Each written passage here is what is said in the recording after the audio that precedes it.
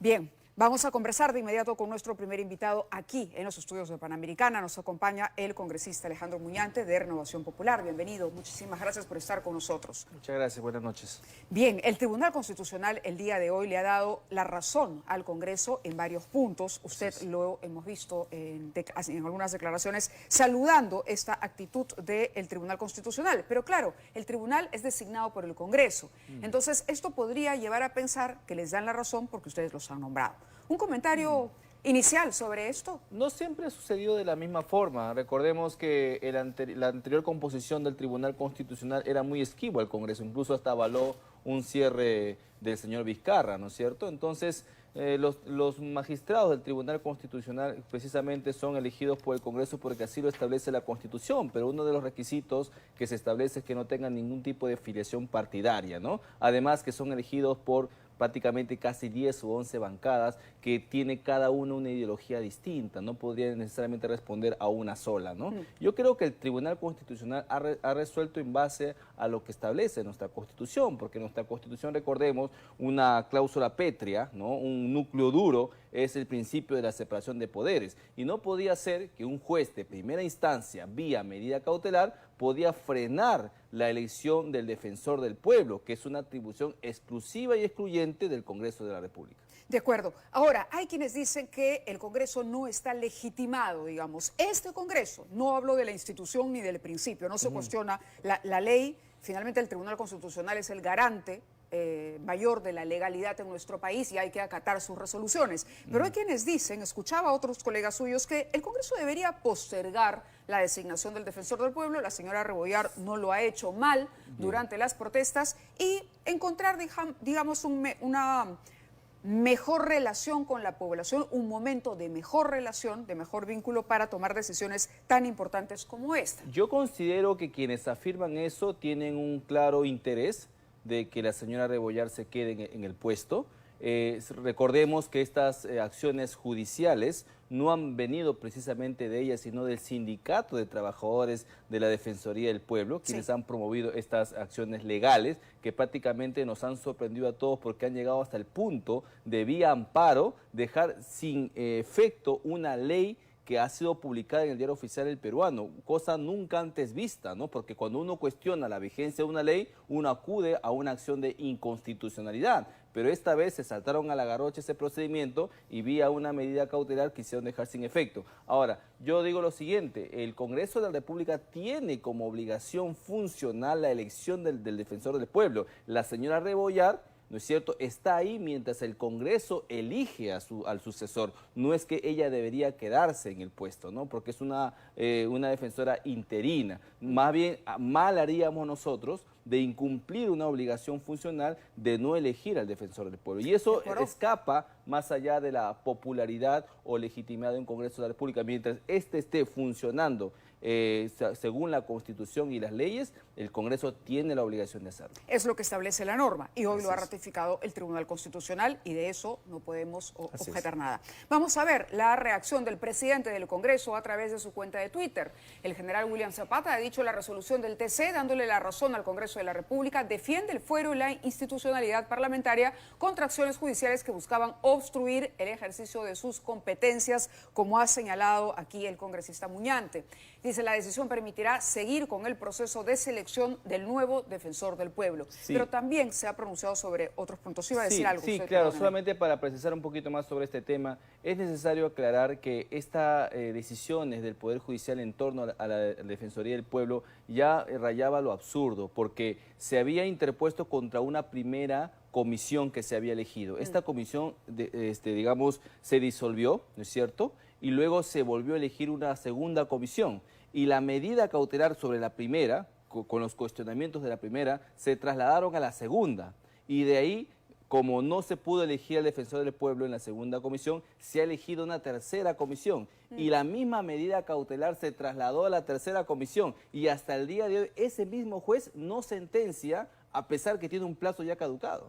Correcto. Está clara la posición. Quería hablar con usted de otros temas también, pero lo quisiera invitar a ver un reportaje que hemos preparado. Fernando Marcelo, nuestro reportero, se abocó a explorar qué está ocurriendo en la Universidad Nacional Mayor de San Marcos. Hace unos días nada más estuvieron por allí, entre otros, el ex premier Aníbal Torres. ¿Qué estuvo haciendo el señor Aníbal Torres en San Marcos? Pues, cómo no, defendiendo a Pedro Castillo, asegurando una vez más que el señor Castillo está preso sin razón, que el señor Castillo es una víctima de toda esta, fuerza política que no lo aceptó nunca como presidente, entre otras cosas. Estaban con él también el ex canciller, el señor Béjar, y estaba con él también el expresidente del Poder Judicial, Duberlí Rodríguez, los tres en la misma posición. Vamos a ver el reportaje de Fernando Marcelo y lo comentamos con el congresista Muñante de inmediato.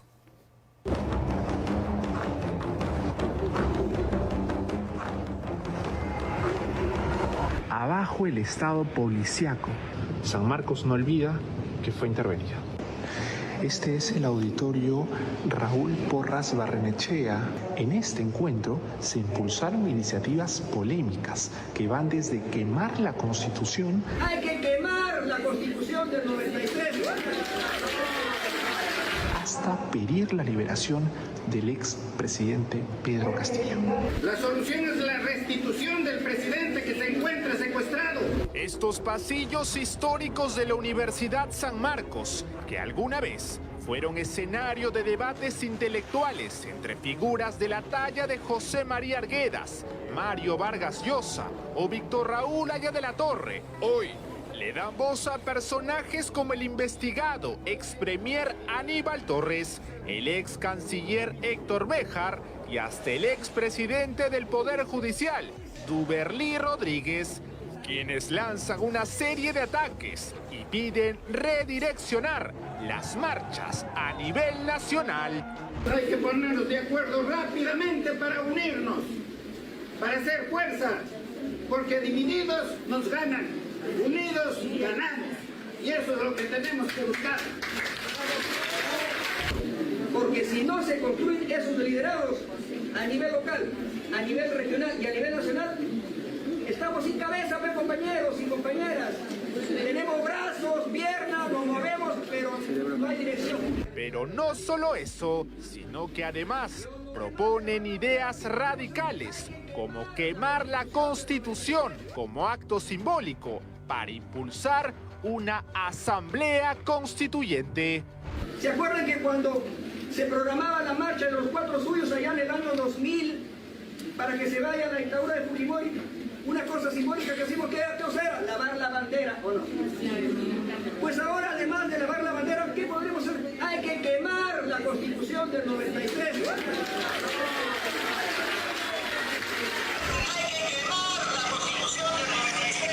Todas las opiniones se respetan, pero es muy descabellado, pues, ¿no? O sea, quemar la Constitución. En este conversatorio, que esta semana desató la polémica, el ex premier Aníbal Torres, fiel a su estilo y como si viviera en un mundo paralelo, aseguró que la vacancia del golpista Pedro Castillo fue inconstitucional, así como lo oye. Y en esa sesión se alcanzó solamente 101 votos. Por lo tanto, no hay vacancia. El presidente está secuestrado. De manera que todos los actos que viene realizando el Congreso de la República y el Poder Ejecutivo son nulos. Son nulos. 2023 ingresó hasta el auditorio de la histórica Facultad de Ciencias Sociales de San Marcos, punto del cónclave de la polémica. Este es el auditorio Raúl Porras Barrenechea de la Facultad de Ciencias Sociales de la Universidad San Marcos, donde el último martes se reunieron personajes políticos bastante conocidos, entre ellos Aníbal Torres, Héctor Béjar y hasta el expresidente del Poder Judicial, Duberlí Rodríguez. En este encuentro se impulsaron iniciativas polémicas que van desde quemar la Constitución hasta pedir la liberación del expresidente presidente Pedro Castillo. El pueblo debe llegar a la Asamblea Constituyente y el pueblo debe llegar al Congreso de la República. Y en una nueva constitución se establecerá, por ejemplo, que debemos tener una universidad para las Fuerzas Armadas. Universidad para que los oficiales...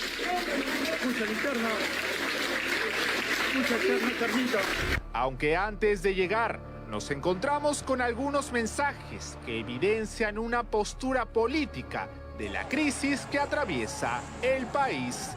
Abajo el estado policiaco. San Marcos no olvida que fue intervenida y también pide la vacancia contra la rectora Gerí y otras autoridades. Por los pasillos de la Universidad San Marcos también se encuentran afiches como estos que piden no olvidar la intervención de San Marcos y la imagen de la rectora Gerí Ramón y la presidenta Dina Boluarte junto a un batallón de policías.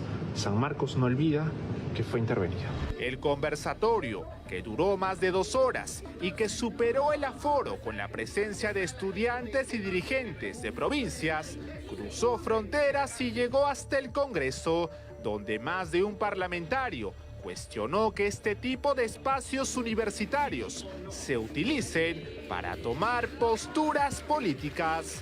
El Centro de Estudios Universitarios es para desarrollar los conocimientos, para el debate, si quiere, de las ideas, pero no de las acciones de terror, ni de las acciones dirigidas a dividir, subvertir el orden de un país.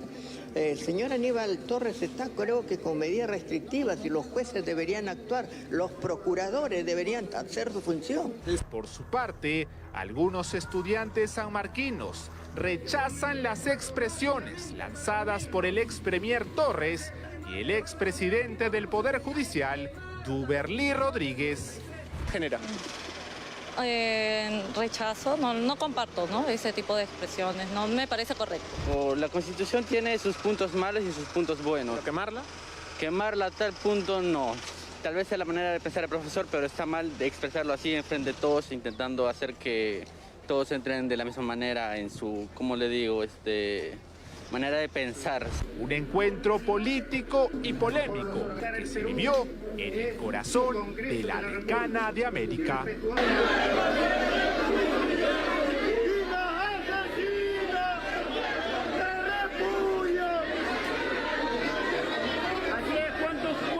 Alejandro Muñante está con nosotros, congresista de Renovación Popular. ¿Cuál es su opinión? Bueno, en principio veo ahí el video y veo que el público no es estudiante, ¿no? Son dirigentes, personas que han venido de provincia, incluso alegando de esa manera que lo hacen.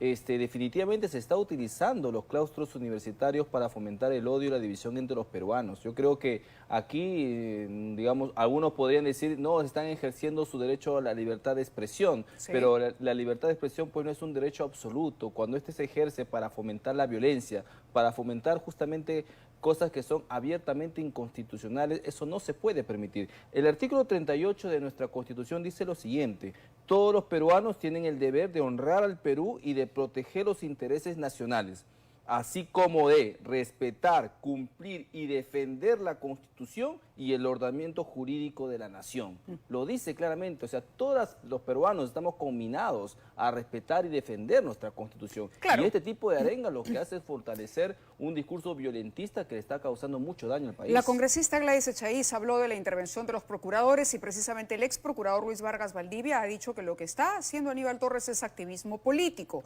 en el cual recurre a la mentira porque esto no da lugar a que se revoque la comparecencia por una de prisión. Es decir, esto no tendría un efecto legal porque finalmente, como usted dice, hay un derecho a la libertad de expresión. Lo que según el procurador Vargas Valdivia o ex procurador estaría intentando Torres es forzar precisamente que se le imponga una medida restrictiva mayor para victimizarse. Mira, eso es lo que hay. A ver, existe el delito de apología, el artículo 316 de nuestro Código Penal, y hay que recordar que no solamente existe la apología al terrorismo, puede existir apología a cualquier tipo de delito. Eso lo establece claramente el delito base, que es el 316.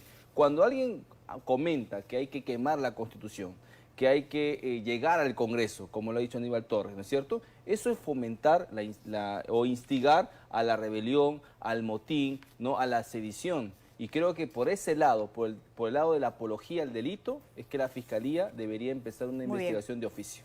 Usted ha propuesto la formación de una comisión investigadora en el Parlamento para investigar las consultorías que contrató el Ministerio de Educación en determinado periodo de tiempo. Esto a raíz de declaraciones, usted nos dirá, del ministro de Educación, Óscar Becerra, quien ha dicho que se acabarán las consultorías de adorno. Han dicho, estos estudios son para conseguir aduladores.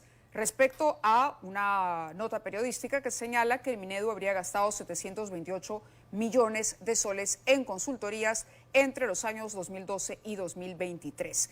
¿Es competencia del Congreso o esto debería verlo estrictamente la Contraloría? Mira, la Contraloría, el Ministerio Público, el Congreso de la República, todos tienen competencia para investigar sobre estos fondos públicos que se habrían destinado, ¿no?, a allegados al Ministerio de Educación y que muchas veces no han servido para los fines a los cuales se ha establecido. El Congreso de la República puede, a través de una comisión investigadora, incluso levantar el secreto bancario, la el secreto Fiscalía de las está en eso. comunicaciones. La Fiscalía También, ha llegado incluso para sí, recabar información a raíz de lo que se ha publicado. Es sí, decir, la pregunta era esa, si ya la Fiscalía está encargada y además la Contraloría hace lo suyo, esto tendría que llegar, digamos, a ser tratado por el Congreso de la República, ¿no sería caer en una politización de un tema que debería manejarse en los aspectos exclusivamente técnicos? Justamente para evitar la politización es que la comisión investigadora se conforma de manera multipartidaria. Es decir, que lo van a conformar congresistas de todas las bancadas para que se pueda ver este tema. Ahora, la facultad que da una comisión investigadora, ¿no?, es que puede hallar otro tipo de responsabilidades como las responsabilidades políticas, ¿no? Porque la Fiscalía, recordemos que solamente investiga responsabilidades penales, ¿no es cierto? En cambio, el Congreso es mucho más integral en su investigación, porque puede establecer responsabilidades políticas, ¿Y usted cree que penales hay y administrativas? argumentos para sancionar políticamente No solo, a algunos de los que prestaron esas yo creo que sí, eso va a ser resultado de una investigación, porque no solamente nos debemos circunscribir a lo que ha dicho el señor Becerra, también lo dijo el exministro Serna, ¿no? También denunció la presencia de consultorías y también a través de... Pero las consultorías per se no son malas ni ilegales, Así claro, es. Ni, No, por no es un supuesto. delito No. ofrecer una consultoría. No es un delito una consultoría, pero cuando esta está destinada, ¿no?, para poder favorecer a allegados y el resultado es una hoja, 2 hojas de algo que es completamente obvio, por lo cual se paga 14.000 o 15.000 soles, eso sí significa despilfarro del tesoro público. Pero Eso sí ¿cómo hay que probamos que hubo una relación de allegado y que se buscó a alguien a dedo? bueno. Digamos, porque cuando se contrata un consultor, ojo, y eso lo ve la Contraloría, lo que hay que ver son los términos de referencia. Sí. ¿Para qué se contrata la consultoría? ¿Quién es la persona que debe asumir el desarrollo de ese estudio? ¿Si lo entregó o no lo entregó? En fin, hay varios aspectos que considerar. Por ejemplo, hay que ver quiénes son los postores, quiénes integran esas empresas, cuántas veces esa empresa ha hecho licitaciones con el Ministerio de Educación y ver la cantidad y el monto que se ha pagado. Todo eso se va a determinar de una investigación, por eso es importante las investigaciones, porque eso va a permitir esclarecer estos hechos. Claro, al margen de las investigaciones que vaya a realizar el Parlamento, hay también una lectura de que se está politizando el tema educativo. Justamente cuando comentábamos las decisiones del Tribunal Constitucional, también se ha declarado fundada esta demanda competencial que le permite, por supuesto, al Congreso aplicar la reforma al Consejo Directivo de la SUNEDU, ¿no? Entonces, lo que hay es una percepción de que hay una suerte de vendetta política hacia los sectores que apoyaron esa reforma educativa que este Congreso, digamos, ha deshecho en la práctica. A ver, el Tribunal Constitucional ya declaró infundada una demanda de inconstitucionalidad contra la ley que restablece la autonomía universitaria, que algunos han llamado contrarreforma, ¿no es cierto? Ya se pronunció por ese lado. Este pronunciamiento es por aquella medida cautelar que se impuso para frenar la vigencia de esa ley precisamente. Por la propia SUNEDU. Han intentado así, por todos lados, impedir que esta ley entre en vigor.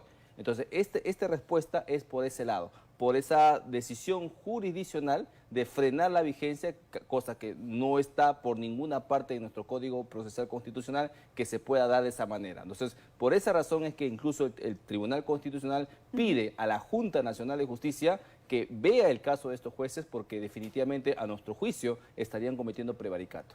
De acuerdo. ¿Ha conversado usted con algunas bancadas? ¿Tiene apoyo? Porque esto, ¿cuál es el camino que sigue en el Parlamento? Se hace la propuesta, pero debería ser votado por los congresistas. En marzo, cuando inicie la legislatura, debería primero la Junta de Portavoces incluirlo en la agenda del Pleno, ¿no? Y una vez que está en la agenda del Pleno, será el propio Pleno quien con 45 votos decida la aprobación de esta comisión investigadora. Luego las bancadas van a tener que acreditar a sus miembros para que esta comisión entre en vigencia, ¿no? El periodo de tiempo dice 728 millones en consultorías del 2012 al 2023, pero las consultorías no comenzaron en 2012. ¿Se va a investigar con anterioridad a esta fecha? En principio tenemos que fijar un tiempo, ¿no? Ese plazo se ha fijado por lo que ha señalado el propio titular de la cartera. Si hay indicios de que las consultorías irregulares, ¿no?, siempre aclarando, se han dado de mucho tiempo atrás, se puede incluso pedir una modificación a la comisión investigadora para que también se le dé facultades para que investigue mucho tiempo atrás. Eso se puede hacer. Congresista, muchísimas gracias por haber estado María. con nosotros aquí en el programa. Gracias. Ha sido el congresista Alejandro Muñante. Vamos ahora a conversar a propósito de este tema.